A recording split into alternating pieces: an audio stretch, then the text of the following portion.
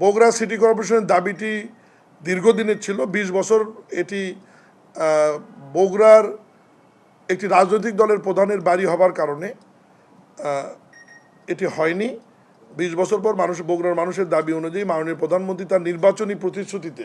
এটি ঘোষণা করেছিলেন এবং নির্বাচিত হওয়ার পর প্রধানমন্ত্রী হিসাবে উনি বগুড়া যে প্রথম সফর করেছেন সেই সফরে উনি ফলক উন্মোচন করেছেন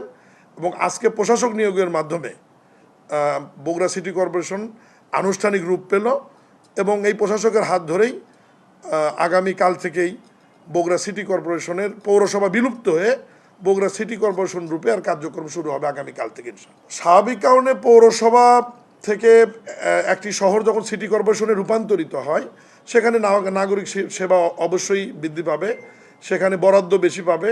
এবং সেই সিটি কর্পোরেশনের নিজস্ব ডিপিপি প্রণয়নের ক্ষমতা থাকে, আলাদা প্রকল্প নেওয়ার ক্ষমতা থাকে, রাস্তাঘাট, ব্রিজ, কালভার্ট ডেভেলপ, এছাড়াও ওভারপাস, উড়াল সেতু, ফ্লাইওভার এ ধরনের বিভিন্ন প্রকল্প গ্রহণের এখতিয়ার তখন সিটি কর্পোরেশনের আইনে দেওয়া আছে। ফলে বগুড়া সিটি কর্পোরেশনটি অনেক বৃহৎ একটি সিটি কর্পোরেশন, 21টি ওয়ার্ড নিয়ে গঠিত, যেটি খুলনা, রাজশাহী, সিলেটের চাইতেও দ্বিগুণ হিসাবে তার আয়তনের দিক থেকে এবং জনসংখ্যার দিক থেকেও অনেক বেশি। প্রায় 2 লক্ষ ভোটার, 4 লক্ষ জনগণ বগুড়া সিটি কর্পোরেশনে বসবাস করে। আর সিটি কর্পোরেশনের পরে এখানে আমরা যেটা নতুন উদ্যোগ নিয়েছি, বগুড়ার পানি সরবরাহ নিশ্চিত করবার জন্য এটি ওয়াসাতে রূপান্তরিত করবার জন্য ইতিমধ্যে আমরা প্রক্রিয়া শুরু করেছি। বগুড়া সিটি কর্পোরেশন এলাকা একটা ওয়াসা হবে এবং রাজুকের আদলে, চট্টগ্রাম উন্নয়ন কর্তৃপক্ষের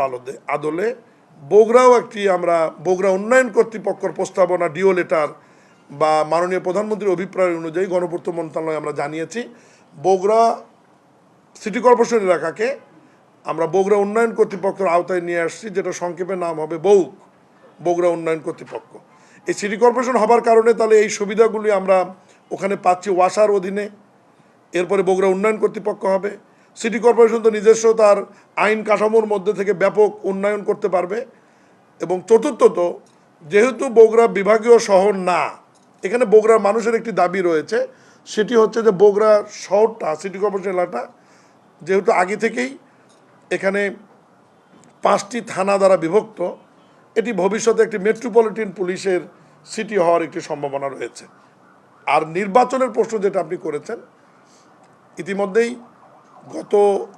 সংসদের সেশনে সিটি কর্পোরেশন সংশোধন আইন 2026 আমরা পাস করেছি, যেখানে প্রতীক ছাড়া, দলীয় মনোনয়ন ছাড়া সাধারণ প্রতীকে এবং সবার জন্য উন্মুক্ত পরিবেশে সিটি কর্পোরেশনের মেয়র এবং কাউন্সিলরদের ভোট অনুষ্ঠিত হবে এবং অন্য 12টি সিটি কর্পোরেশনের তফসিল যখন ঘোষণা হবে তার সঙ্গে বগুড়া সিটি কর্পোরেশনের তফসিল হবে এবং একই সঙ্গে নির্বাচন হবে।